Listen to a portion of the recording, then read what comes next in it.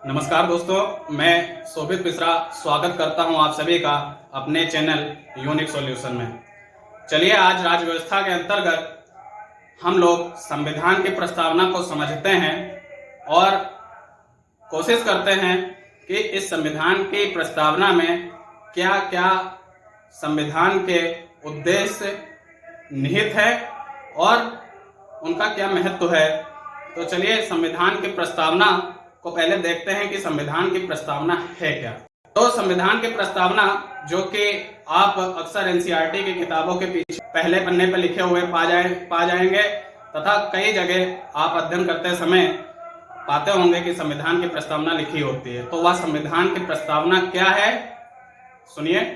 हम भारत के लोग भारत को एक संपूर्ण प्रभुत्व संपन्न, समाजवादी, धर्मनिरपेक्ष और लोकतांत्रिक गणराज्य बनाने के लिए तथा इसके समस्त नागरिकों को सामाजिक, आर्थिक और राजनीतिक न्याय और विचार अभिव्यक्ति, धर्म और विश्वास उपासना की स्वतंत्रता तथा प्रतिष्ठा और अवसर की समता प्राप्त कराने के लिए तथा व्यक्ति की गरिमा और राष्ट्र की एकता और अखंडता को सुनिश्चित करने के लिए, बंधुत्व बढ़ाने के लिए दृढ़ संकल्पित होकर आज अपनी संविधान सभा में आज 26 नवंबर 1949 को संविधान को अंगीकृत, अधिनियमित और आत्म अर्पित करते हैं। तो यह हमारी संविधान की प्रस्तावना है और जो कि आपको यह संविधान की प्रस्तावना लिखी हुई दिख रही होगी। समझते हैं कि संविधान की प्रस्तावना, इसकी पृष्ठभूमि क्या है। जब हमारी संविधान सभा का गठन किया गया तो 13 दिसंबर सन 1946 को हमारे देश के प्रथम प्रधानमंत्री पंडित जवाहरलाल नेहरू जी के द्वारा ऑब्जेक्टिव रिजोल्यूशन लाया गया, उद्देश्य प्रस्ताव लाया गया और वह उद्देश्य प्रस्ताव ही संविधान की प्रस्तावना के रूप में संविधान में स्वीकार किया गया। तो तारीख याद रखिएगा, 13 दिसंबर 1946 को ऑब्जेक्टिव रिजोल्यूशन नेहरू जी के द्वारा लाया गया और 22 जनवरी सन 1947 को संविधान सभा ने संविधान की प्रस्तावना के रूप में इसको संविधान में अंगीकृत कर लिया। इस संविधान की प्रस्तावना को समझने के लिए और वीडियो में आगे बढ़ने के लिए वीडियो को लाइक, शेयर और चैनल को सब्सक्राइब जरूर करें। चलिए आगे समझते हैं कि संविधान की प्रस्तावना क्या है। प्रख्यात न्यायविद और संविधान विशेषज्ञ एनके पालकीवाला ने संविधान की प्रस्तावना को संविधान का परिचय पत्र कहा है। क्यों कहा है, जरा इसको भी समझिए।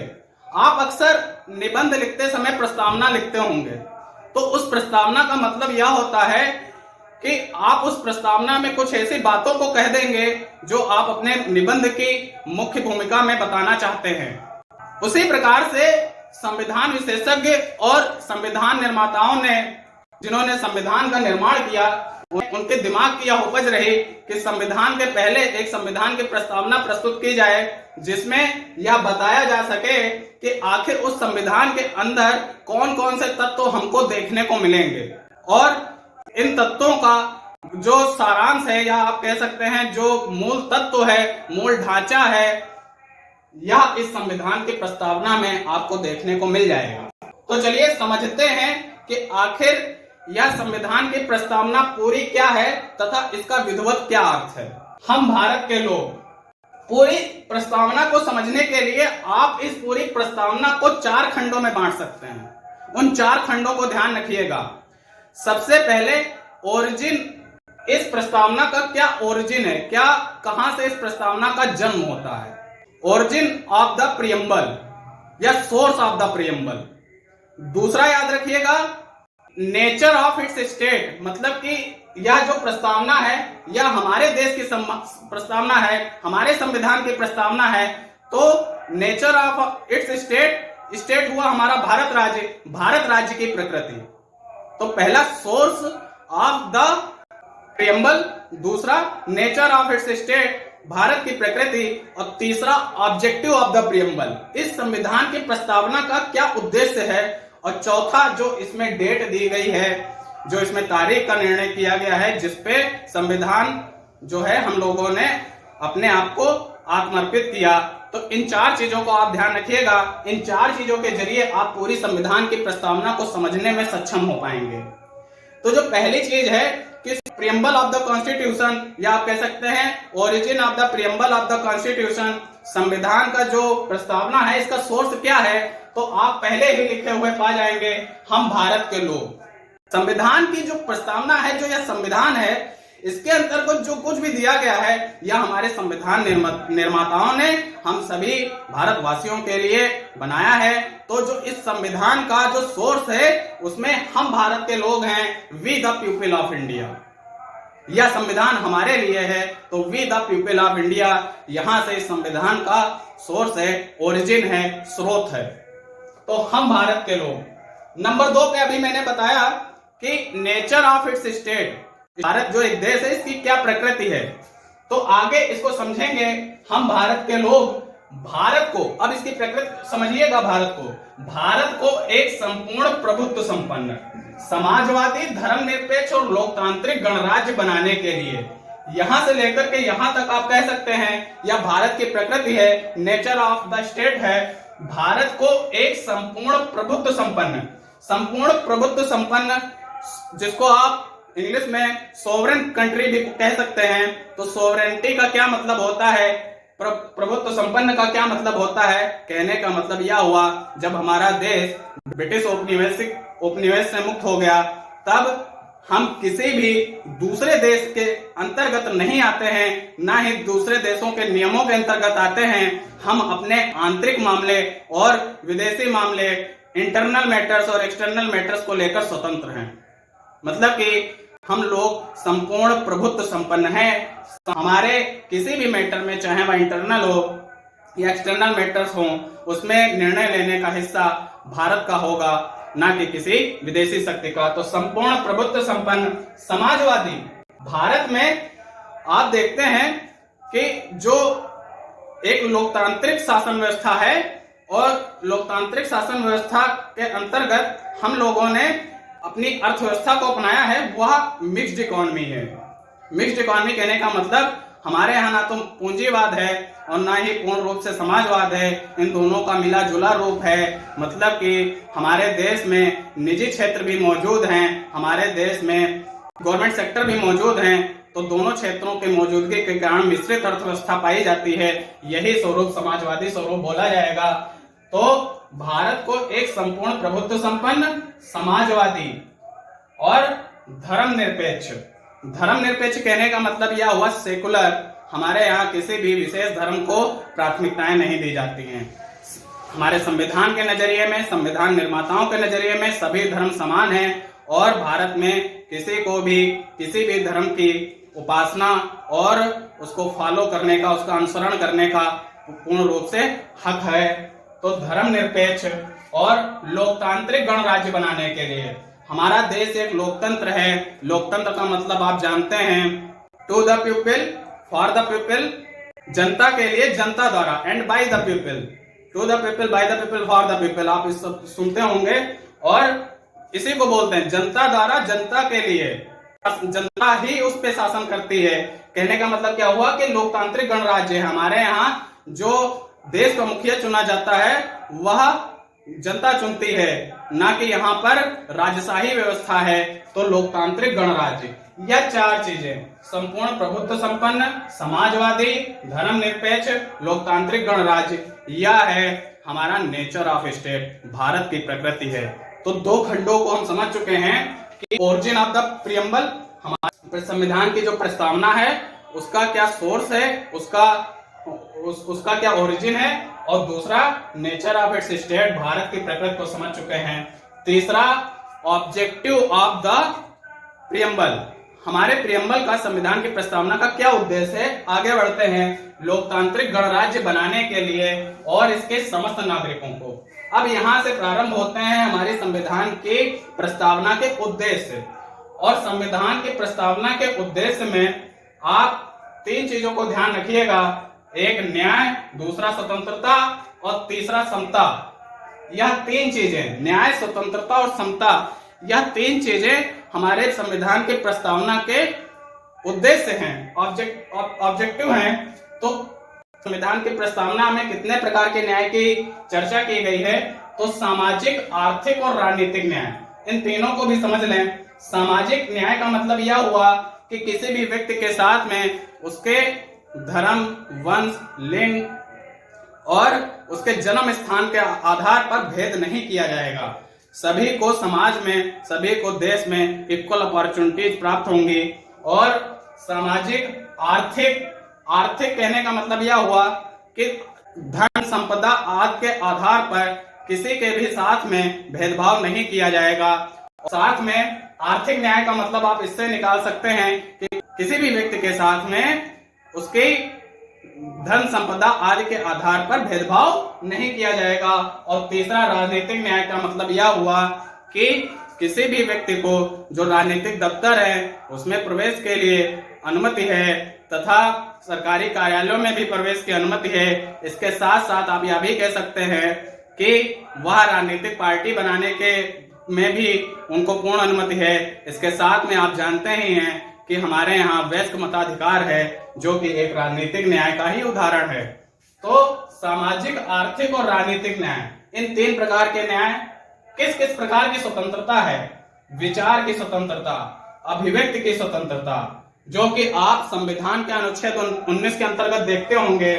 धर्म की स्वतंत्रता, किसी भी धर्म को अबाध रूप से उसको मानने, उसका अनुसरण करने तथा उसका प्रचार प्रसार करने की स्वतंत्रता हमारे संविधान के अनुच्छेद 25 से 28 तक दी गई है। तो आप धर्म की स्वतंत्रता, विश्वास व उपासना की स्वतंत्रता, तो विचार, अभिव्यक्ति, धर्म, विश्वास व उपासना की स्वतंत्रता, इन स्वतंत्रताओं का उल्लेख किया गया है। तो न्याय आप समझ लिए, स्वतंत्रता समझ लिए। अब समझें कि समता, प्रतिष्ठा और अवसर की समता। हमारे संविधान में प्रतिष्ठा और अवसर की समता, समता का मतलब समानता, समता का मतलब समानता। हमारे संविधान में कई अनुच्छेदों में समानता की बात की गई है। अनुच्छेद 14 में बात की गई है कानून के समक्ष समानता। अनुच्छेद 15 में बात की गई है धर्म, जाति, लिंग, जन्म स्थान आदि के आधार पर भेदभाव नहीं किया जाएगा और इनके आधार पर किसी को भी अपना कोई भी हक पूर्ण रूप से पाने की स्वतंत्रता है। और जो अनुच्छेद 16 है वह बात करता है कि लोक नियोजन में अवसर पाने की स्वतंत्रता। अनुच्छेद 17 बात करता है अस्पृश्यता का अंत। अनुच्छेद 18 बात करता है उपाधियों का अंत। तो आप यह सब देखेंगे कि यह सभी समानताएं ही हैं, यह सभी समताएं ही हैं। और अवसर की स्वतंत्र समता आपने अनुच्छेद 16 में देख ली।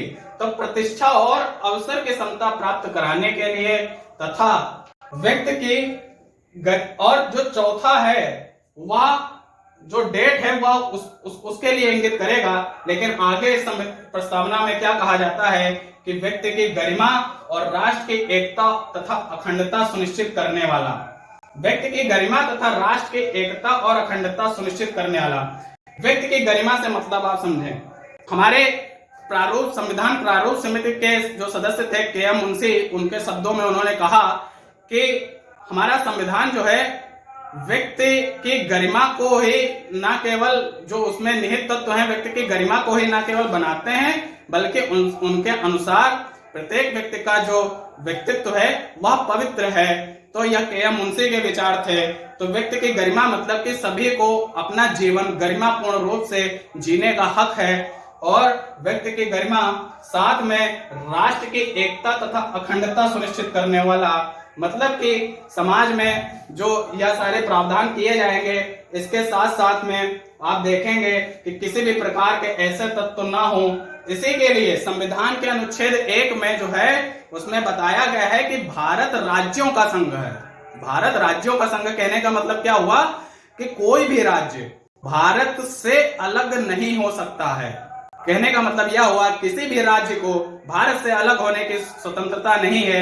यह संविधान निर्माताओं के दिमाग की उपज थी, जिसके द्वारा आप कह सकते हैं कि हमारा संविधान राष्ट्र की एकता तथा अखंडता को सुनिश्चित करता है। साथ में बंधुत्व बढ़ाने के लिए, बंधुत्व भाईचारा बढ़ाने के लिए आज हम देखते हैं हमारा संविधान भी कहता है पूरा देश, लगभग हमारे देश में विविधता है, जहां पे कहते हैं पग पग की दूरी पर भाषा और बोली और रंग रूप बदल जाते हैं।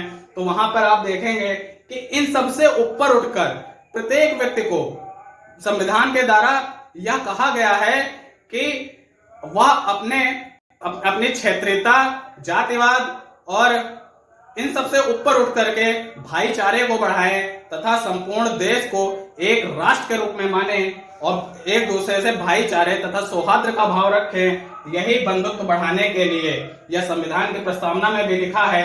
दृढ़ संकल्पित होकर अपने संविधान सभा में यह अंत में तारीख का उल्लेख किया गया है 26 नवंबर 1949 को एतद द्वारा संविधान को अंगीकृत, अधिनियमित और आत्म अर्पित करते हैं। अब इस तारीख को भी समझें। 26 नवंबर 1949 को हमारा संविधान लागू हो गया। आप तो 26 जनवरी को गणतंत्र दिवस मनाते हैं, तो 26 नवंबर 1949 को यह हमारे संविधान की लागू होने की तिथि है। कहने का मतलब यह है इस तारीख को हमारे संविधान के कुछ अनुच्छेद पूरे देश में लागू हो गए थे, लेकिन 26 जनवरी 1950 को हमारा जो पूरे देश में जो संविधान के सारे अनुच्छेद थे वह लागू हो गए। तो कुछ अनुच्छेद लागू हुए 26 नवंबर 1949 को, इसलिए बोला जाएगा कि जो संविधान लागू होने की तिथि है वह 26 नवंबर 1949 ही है, लेकिन पूर्ण रूप से संविधान लागू होने की तिथि 26 जनवरी 1950 थी। इसलिए 26 जनवरी को हम लोग गणतंत्र दिवस मनाते हैं। 26 जनवरी को चुने जाने का एक अपना ही अलग ऐतिहासिक महत्व है, वह किसी और वीडियो में चर्चा करेंगे। लेकिन अब इसके साथ साथ में आप यहाँ पर एक दो बातों को समझें। या जो आप 3 न्याय लिखे हुए दिख रहे होंगे, सामाजिक, आर्थिक और राजनीतिक न्याय, यह जो 3 न्याय हैं, इन 3 न्याय को रूस की क्रांति से लिया गया है। यह जो 3 न्याय हैं 1917 में हुई रूस की क्रांति से सामाजिक, आर्थिक और राजनीतिक न्याय की बात को संविधान की प्रस्तावना में लिया गया है। साथ में आप कुछ शब्दों को और देखें। यह जो लिखा हुआ है स्वतंत्रता, यह जो लिखा है बंधुत्व, और यह जो लिखा है समता। स्वतंत्रता, समता और बंधुत्व, इन विचारों को फ्रांस की क्रांति से लिया गया है। तो आप यह समझ गए कि सामाजिक, आर्थिक और राजनीतिक न्याय रूस की क्रांति से लिए गए हैं, स्वतंत्रता, समता और बंधुत्व या फ्रांस की क्रांति से लिए गए हैं। इसके साथ में आप यह भी समझें, यह जो संविधान की प्रस्तावना है, इस प्रस्तावना को पढ़ने से हमको इस बात का पता चलता है कि संविधान में आखिर जो भी अनुच्छेद हैं या जो भी भाग हैं, उनके अंतर्गत जो उसमें प्रावधान किए गए हैं, उन प्रावधानों को कुछ इसी प्रकार से उनके अंतर्गत जो व्यवस्था दी गई है वह कहीं ना कहीं संविधान की इस प्रस्तावना के अंतर्गत जो निहित तत्व हैं उन अनुच्छेदों में हमको देखने को मिलता होगा। आप यहाँ पे जो यह सामाजिक शब्द देखते हैं, इस सामाजिक में धर्म, जाति, लिंग और भेदभाव के अनुसार भेदभाव नहीं किया जाएगा, और साथ में सामाजिक, आर्थिक इन न्यायों की चर्चा आप राज्य के नीति निर्देशक तत्वों में भी देखते होंगे।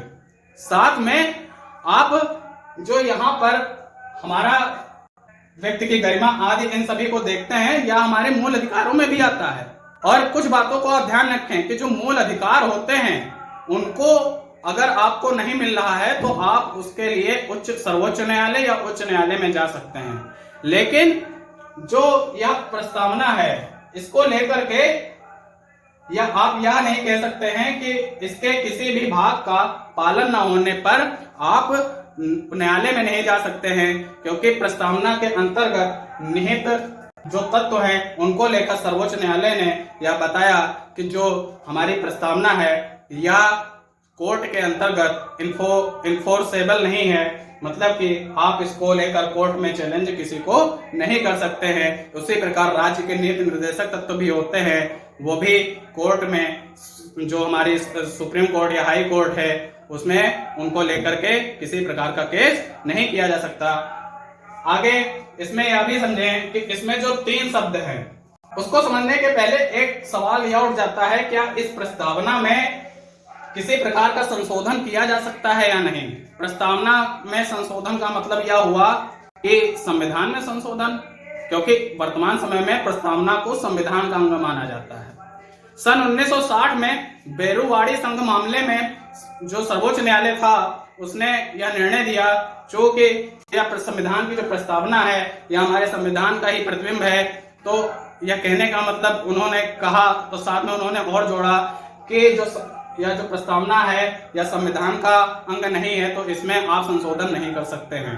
लेकिन बहुत ही प्रसिद्ध जो 1973 का केशवानंद भारती मामला था, उसमें सर्वोच्च न्यायालय ने कहा कि जो यह प्रस्तावना है यह संविधान का ही अंग है और अनुच्छेद 368 के तहत हम लोग संविधान की प्रस्तावना का संविधान की प्रस्तावना में संशोधन किया जा सकता है, बशर्ते जो इसके संविधान का मूल ढांचा है, जो उसकी मूल प्रकृति है, जो उसकी मूल विशेषता है, उसमें अंतर ना आए। संविधान की मूल प्रकृति, मूल ढांचा, मूल व्यवस्था, उसमें अंतर ना आए, इसको ध्यान में रख करके प्रस्तावना में संशोधन किया जा सकता है। और 42वें संविधान संशोधन सन 1976 में संविधान में 3 नए शब्दों को जोड़ा गया, जो कि आप समझते होंगे, जानते भी होंगे, सोशलिस्ट, सेकुलर और इंटीग्रिटी, समाजवादी, धर्मनिरपेक्ष, यह 2 शब्द, और इंटीग्रिटी जो हमारी एकता और अखंडता है, यह शब्द हमारे संविधान में कि एकता और अखंडता भी इन दोनों शब्दों को बोल सकते हैं। यह 3 शब्द संविधान की प्रस्तावना में 42वें संविधान संशोधन सन 1976 के द्वारा जोड़े गए। तो इस प्रकार आप समझ पाए होंगे कि संविधान की प्रस्तावना क्या है और इस प्रस्तावना को पढ़ना संविधान को पढ़ने से पहले या संविधान के अनुच्छेदों को पढ़ने के पहले क्यों जरूरी है। आप इस प्रस्तावना को ही पढ़ करके यह पा जाएंगे कि पूरे संविधान में किन तत्वों का उल्लेख किया गया होगा। तो उम्मीद है आपको यह वीडियो पसंद आया होगा और वीडियो को लाइक शेयर करें, साथ में चैनल को सब्सक्राइब करें, जिससे भविष्य में बनने वाले किसी भी वीडियो की नोटिफिकेशन आपको प्राप्त हो सके। धन्यवाद।